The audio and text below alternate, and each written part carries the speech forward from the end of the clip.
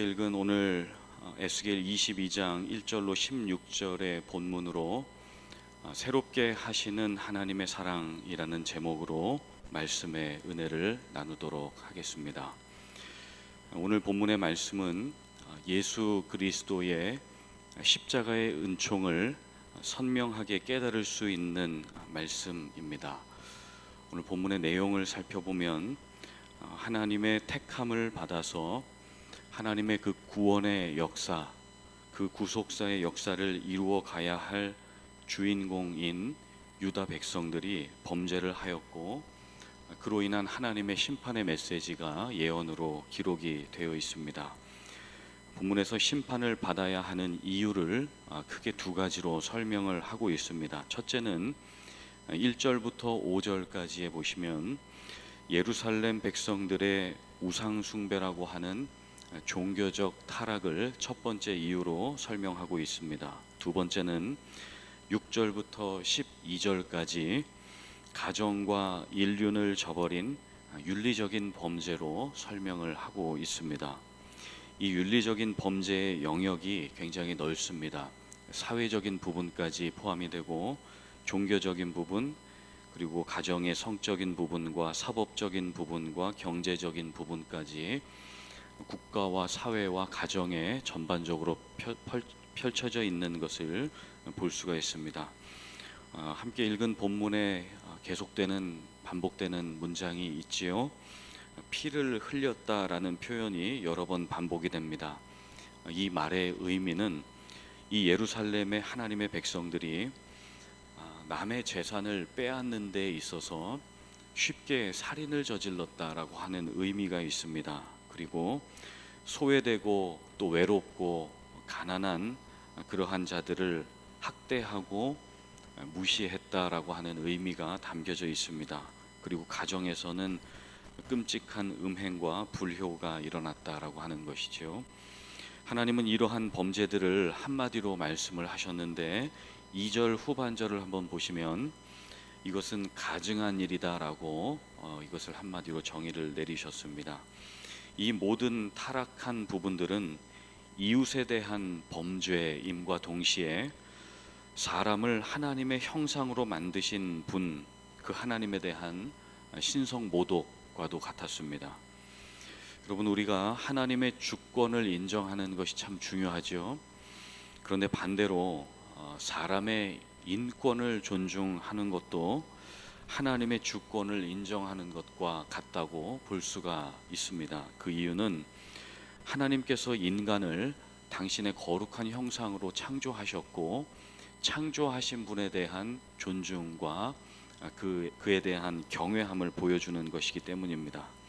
그렇기 때문에 예수 그리스도를 마음 중심에 모신 사람들은 예수님의 형상을 소유한 타인을 향하여서도 존중의 마음과 배려의 마음이 그들 마음에 존재할 수 있는 것입니다.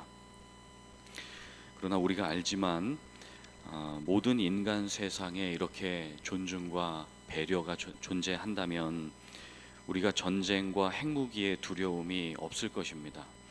인간은 연약하지요. 우리는 사도 바울이 고백한 것처럼 오호라 곤고한 자로다.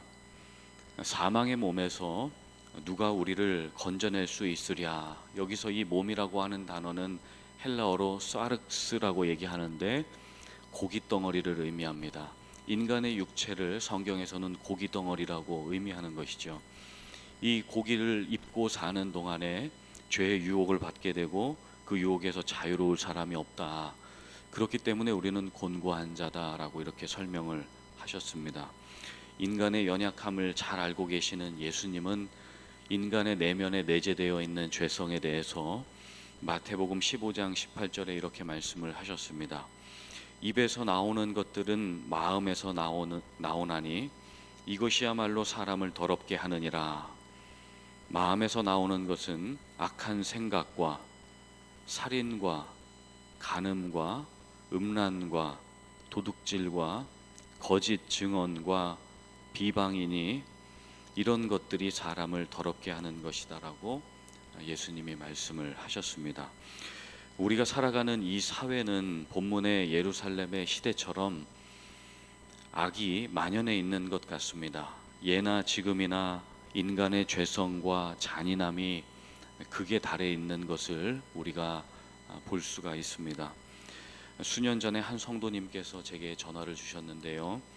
아들이 아이빌리그 대학에 수석으로 입학을 해서 기쁨이 있었는데 기숙사 돔을 신청하려고 그 지원서를 이렇게 가져와서 보니까 젠더 기재란이 8개에서 10개 정도 되었다고 합니다.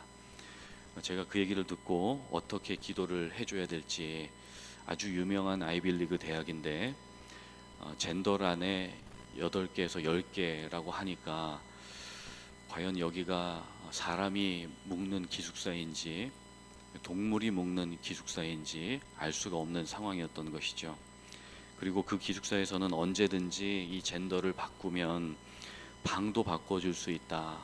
그것이 우리 자녀들이 지금 공부하고 있는 이 시대의 유명 대학의 현황 중에 하나였습니다. 이렇게 이 시대에 여러 악의 모습이 존재하지요. 그러나 이 시대에만 그런 것이 아니라 이미 구약 시대에도 소돔과 고모라 때에도 수많은 타락상들이 보여지고 있다는 것을 우리가 말씀을 통해서 깨달을 수가 있습니다. 그런데 성경에서 근본적으로 정의하는 이 죄는 육신적인 의미보다 영적인 의미가 있습니다. 성경에서 죄를 함마르티아라고 하는 단어를 쓰는데요. 이 단어의 뜻은 화살이 관역에서 빗나간 상태, 그와 마찬가지로 하나님과 인간의 관계가 어긋나 있는 하나로 되어 있지 않은 어긋난 상태가 바로 영적인 죄인의 상태다라고 이렇게 설명을 하고 있습니다. 하나님은 이 상태를 본문에서 나를 잊어버린 상태다, 이 백성들이 나를 잊었도다라고 하는 단어로 하나님이 귀결을 하셨습니다.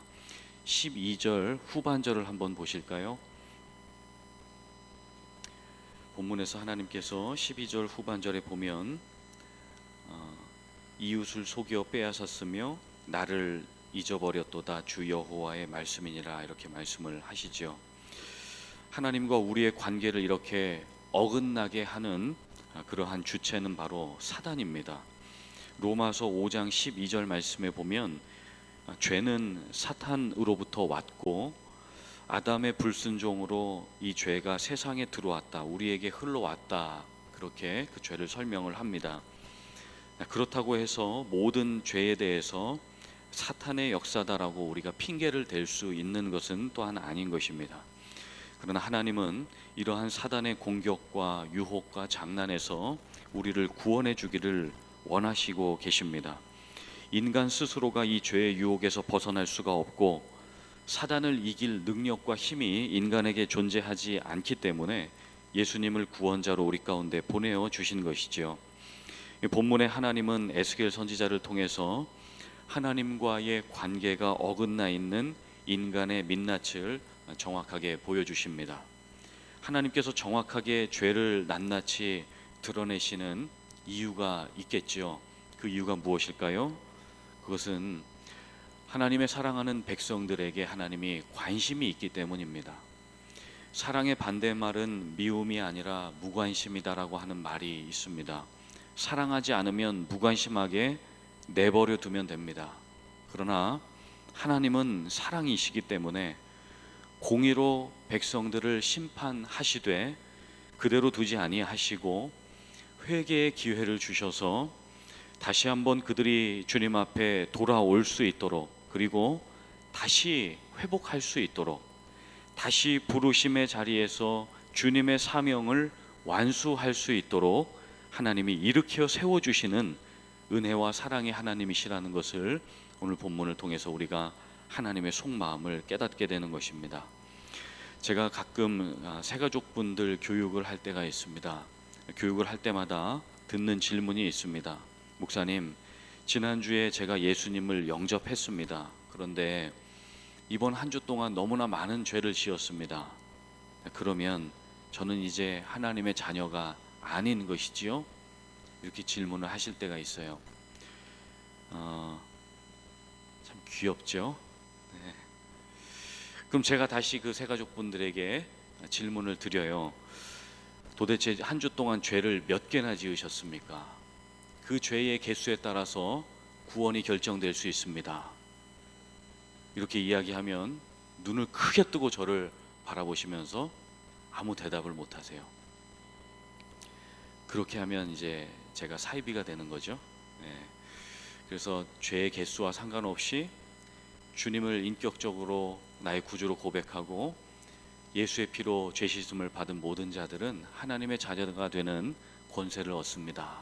그렇게 말씀을 드리면 다시 휘둥그레졌던 눈이 다시 평안함을 찾게 되는 것이죠. 만약 우리의 죄의 크기가 하나님보다 컸다면 하나님은 인간의 죄 문제도 해결해 주지 못하는 무능력한 존재입니다. 그러나 우리의 죄의 사이즈보다 하나님의 사랑의 사이즈가 훨씬 더 큽니다. 그리고 여전히 하나님은 우리에게 돌아올 수 있는 기회를 주시는 하나님이신 줄 믿습니다. 여러분 잘 아시지만 율법의 기능은 구약시대에 660가지 이상의 율법 조항이 있었습니다. 그것을 인간이 어떻게 다 지켜요? 율법의 기능은 인간을 정죄하는 것이 목적입니다. 죄를 몇 개 지었는지, 무슨 죄를 지었는지, 네 죄를 네가 알렸다. 이것이 율법의 기능이고 목적입니다.